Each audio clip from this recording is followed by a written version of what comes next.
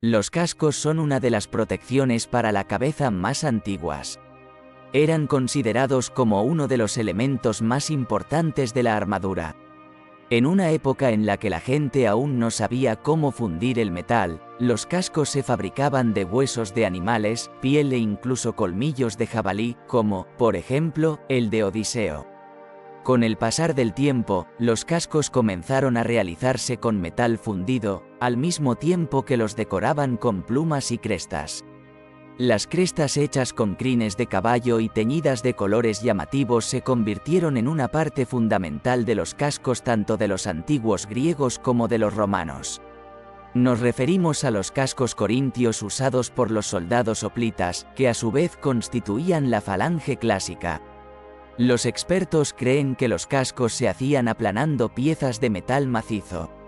Se trataba de una protección que cubría completamente la cabeza y el cuello, con aberturas para los ojos, un enorme protector nasal y un par de almohadillas para las mejillas. No había orificios laterales para los ojos, ya que la falange era una formación de infantería compacta en la que no había necesidad de mirar a los lados.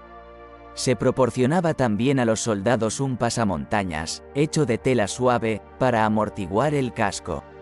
Los cascos más costosos llevaban grabados imágenes de escenas de caza o de batallas. Para los antiguos soldados, la guerra era lo único que daba sentido a sus vidas, por lo que debían ir con Hades siguiendo el buen camino.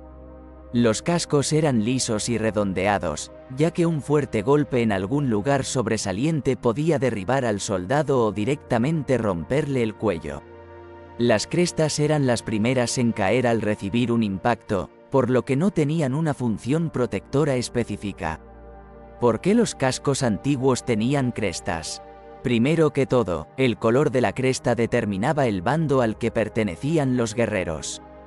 Cuando los enfrentamientos se convertían en un verdadero caos y los soldados se dispersaban por diferentes partes del campo de batalla, estos enfrentaban la importante tarea de encontrar un grupo que perteneciera a su bando para inmediatamente unirse a ellos y luchar juntos. Así fue como crearon las crestas que empezaron a usar los comandantes y los mismos soldados que fielmente seguían su ejemplo. En aquella época no existían los uniformes. Cada guerrero compraba su propia armadura. Sin embargo, las crestas que usaban todos los soldados eran iguales, es decir, se pintaban del mismo color.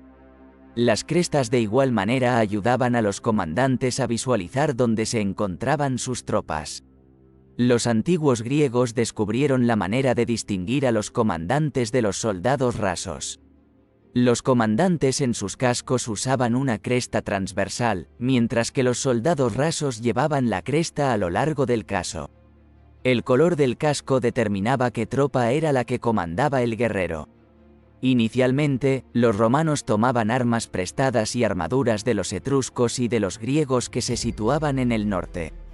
Sin embargo, para el siglo I.d.C., las armaduras, incluidos los casco, que tenían una forma semiesférica, comenzaron a alejarse notablemente del concepto que habían planteado los griegos. A pesar de esto, las crestas de los cascos permanecieron.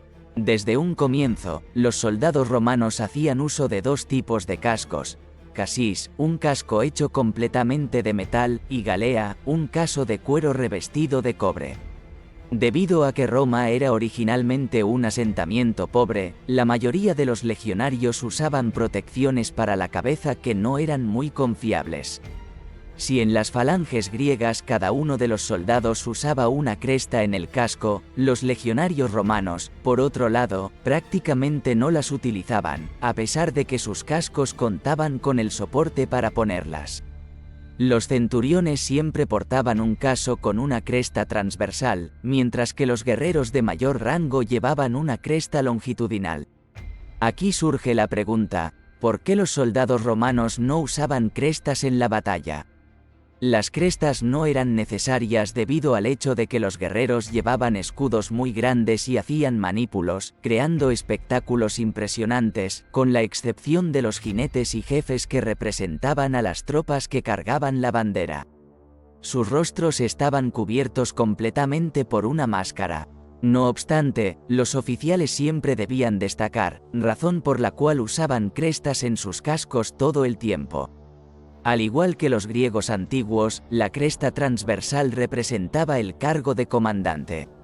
Sin embargo, en Roma no era tan común llevar una cresta, ya que por cada 100 o 60 guerreros se añadía una persona que la portaba.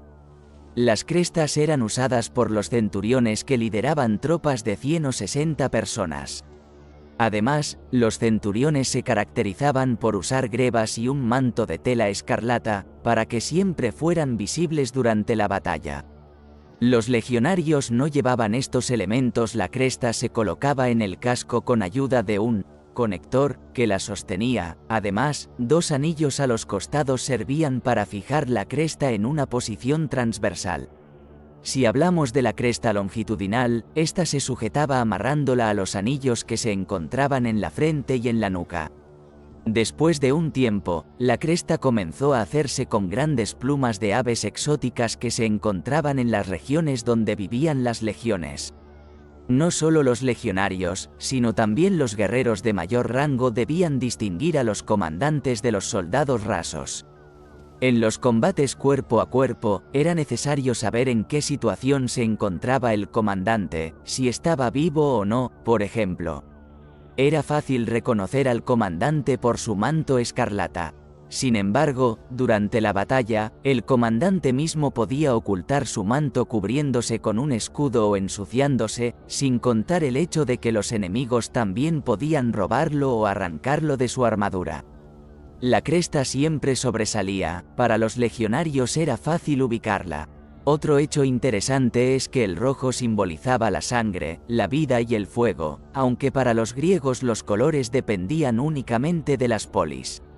En primer lugar, los cascos se distinguían por una larga vida útil, que era de unos 50 años. En segundo lugar, la cresta aumentaba la estatura de los soldados. Este factor causaba un gran impacto psicológico en los enemigos, ya que creaba la ilusión de que los guerreros eran más altos de lo que realmente eran. Es por eso que, independientemente de cómo cambiara el diseño de los cascos, estos siempre tenían todos los detalles para colocar la cresta, como es el caso de los centuriones, que siempre llevaban una cresta transversal. Esta tradición se mantuvo hasta el final del Imperio Romano de Occidente. La cresta, siendo un elemento tan llamativo y característico, convirtió el casco corintio en uno de los símbolos no solo de la época de la antigua Grecia, sino de toda la antigüedad.